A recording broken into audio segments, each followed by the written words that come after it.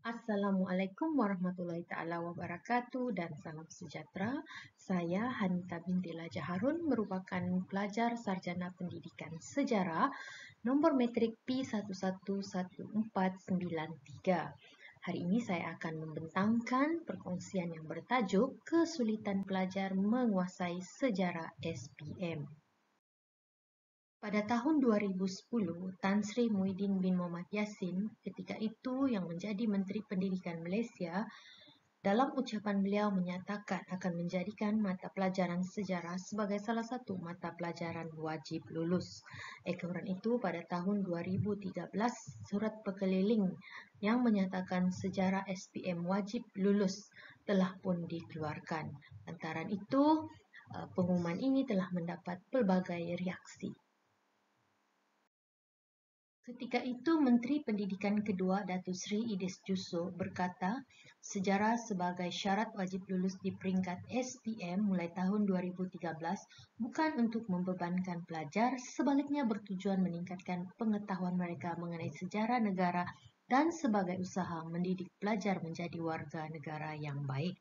Seterusnya, dalam kajian Nur Sazwani dan rakan-rakan, usaha bagi mewajibkan mata pelajaran sejarah lulus di peringkat SPM telah membuktikan bahawa mata pelajaran sejarah adalah penting untuk dipelajari, memandangkan dengan mempelajari sejarah dapat mendatangkan pelbagai kebaikan kepada murid.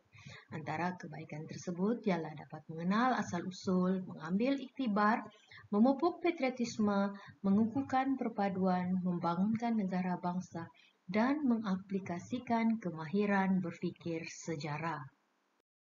Apakah punca yang menjadi kesulitan pelajar menguasai sejarah SPM?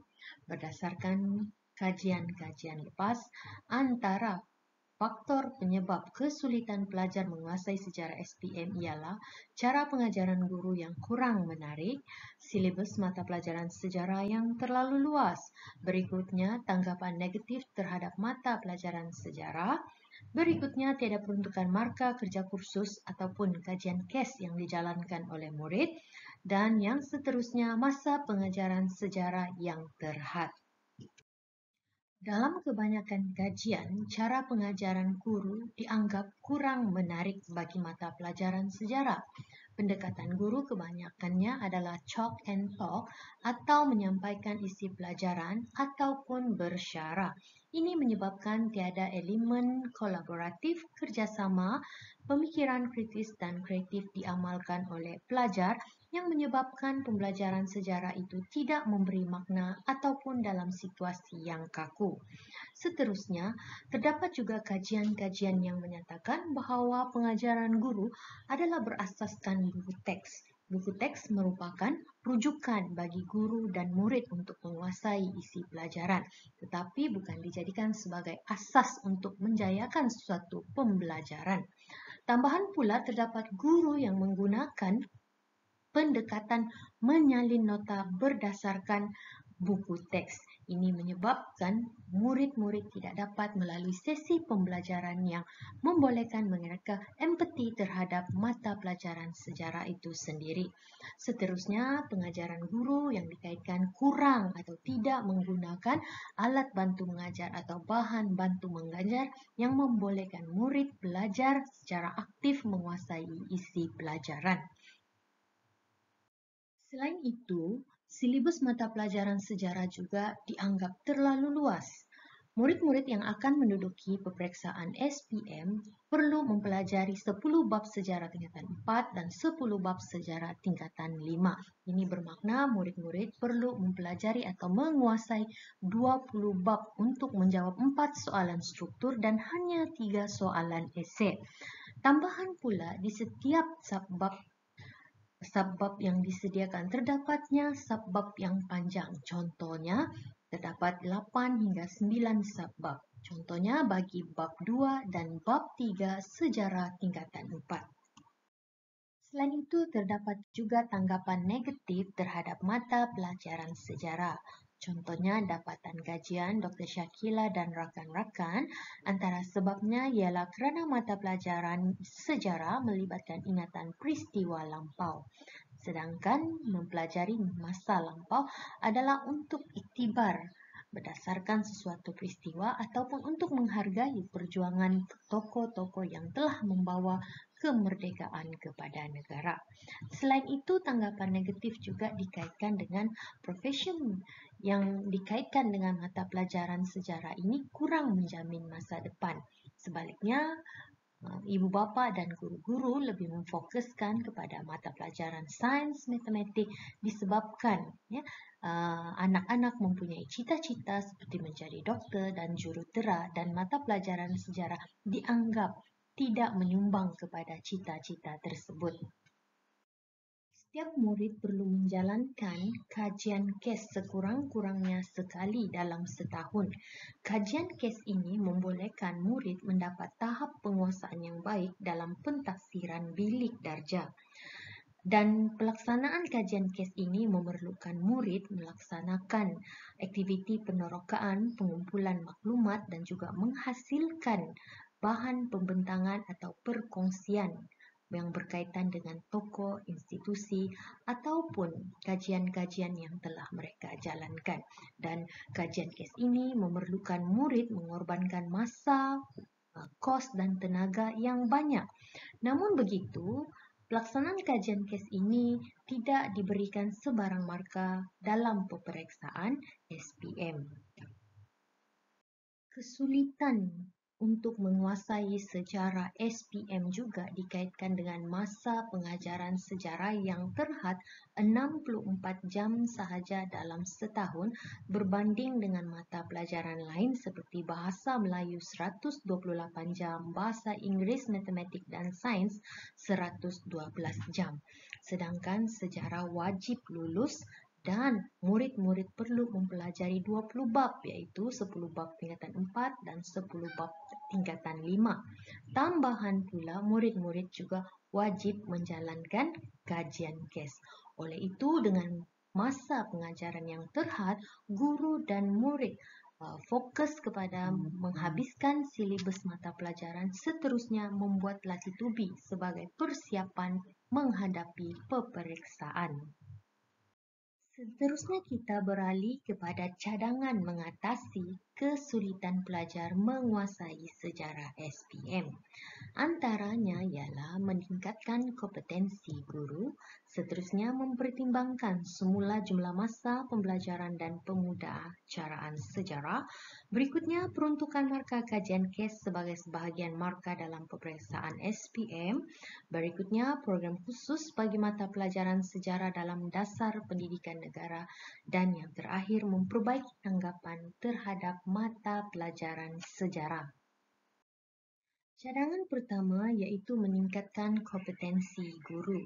Di sini, pihak-pihak berwajib seperti pemimpin di setiap sekolah, PPD ataupun JPN memainkan peranan bagi memastikan guru-guru disediakan dengan latihan yang berterusan. Selain itu, guru-guru juga secara proaktif boleh melibatkan diri dengan pelbagai program peningkatan kompetensi guru secara bersemuka ataupun secara maya yang boleh diperolehi di hujung jari sahaja. Guru-guru bolehlah mengikuti program-program seperti yang berkaitan dengan pemantapan pengajaran dan pembelajaran ataupun inovasi dalam pengajaran dan pembelajaran ataupun pembelajaran terbeza yang membolehkan guru-guru meningkatkan amalan di bilik darjah, seterusnya mampu menarik minat murid terhadap mata pelajaran sejarah yang membolehkan murid lebih mudah menguasai isi pelajaran, seterusnya membolehkan mereka menduduki peperiksaan SPM dengan lebih bersedia. Selain itu, pihak Kementerian Pendidikan perlu mempertimbangkan semula jumlah masa pembelajaran dan pemudacaraan sejarah. Sejarah sebagai mata pelajaran wajib lulus dan murid perlu mempelajari 20 bab untuk tingkatan 4 dan tingkatan 5 serta wajib menjalankan kajian kes sebenarnya memerlukan masa yang lebih panjang bukan saja untuk menguasai isi pelajaran tetapi membolehkan murid-murid bersedia untuk menghadapi peperiksaan. Malah yang lebih penting dalam proses menguasai isi pelajaran, peruntukan masa yang secukupnya membolehkan murid belajar berasaskan aktiviti, berpusatkan bahan dan berpusatkan murid yang membolehkan murid melalui sesi pembelajaran yang bermakna seperti yang ditunjukkan dalam gambar-gambar yang dikongsikan dalam skrin ini. Berikutnya, bahagian pembangunan kurikulum dan juga Lembaga Peperiksaan Malaysia perlu mengadakan rundingan berkaitan dengan peruntukan markah kajian kes sebagai sebahagian markah dalam peperiksaan. Sebenarnya, murid-murid telah melalui satu proses yang begitu kompleks semasa menjalankan kajian kes, iaitu melibatkan aktiviti penyataan masalah, ya,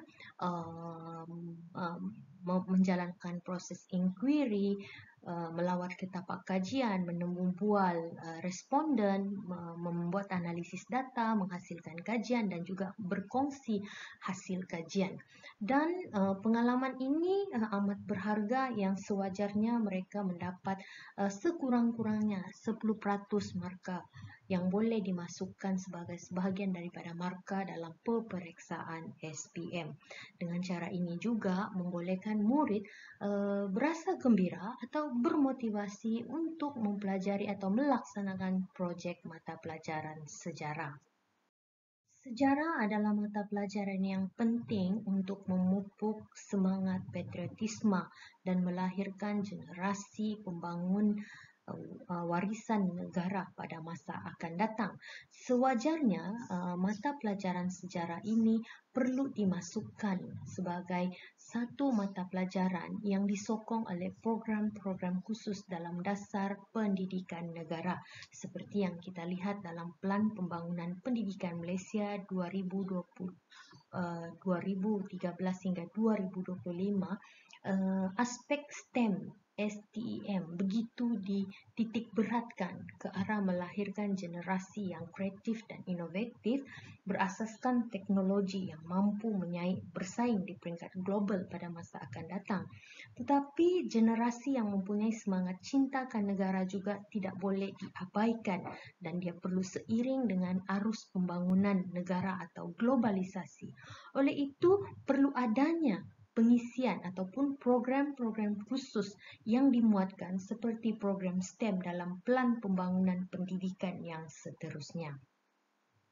Kesulitan murid untuk menguasai sejarah dalam SPM disebabkan juga oleh tanggapan yang buruk terhadap mata pelajaran sejarah.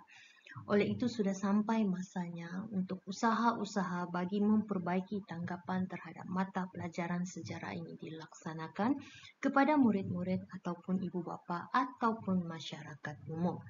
Seperti yang kita tahu, mata pelajaran sejarah sangat penting bagi membina jati diri dan juga memupuk semangat cinta akan negara dalam kalangan generasi muda yang bakal mewarisi kepimpinan negara pada masa hadapan. Perlu juga diingatkan kepada generasi muda ataupun ibu bapa tentang profesion yang boleh dikaitkan dengan mata pelajaran sejarah seperti peguam, forensik, pendidik, sejarawan dan sebagainya.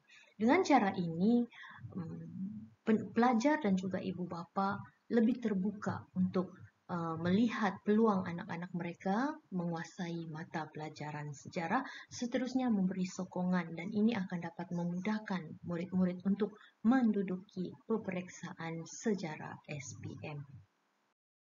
Tuntasnya, kesulitan pelajar dalam menguasai sejarah SPM akan menyebabkan pelajar gagal dan seterusnya tidak layak mendapat sijil dalam peperiksaan sijil pelajaran Malaysia yang boleh menjejaskan emosi dan juga masa depan pelajar itu sendiri. Sewajarnya pihak-pihak yang disebutkan dalam penerangan tadi memainkan peranan masing-masing agar kesulitan pelajar menguasai sejarah SPM ini dapat diatasi. Dengan itu, sekian dan terima kasih.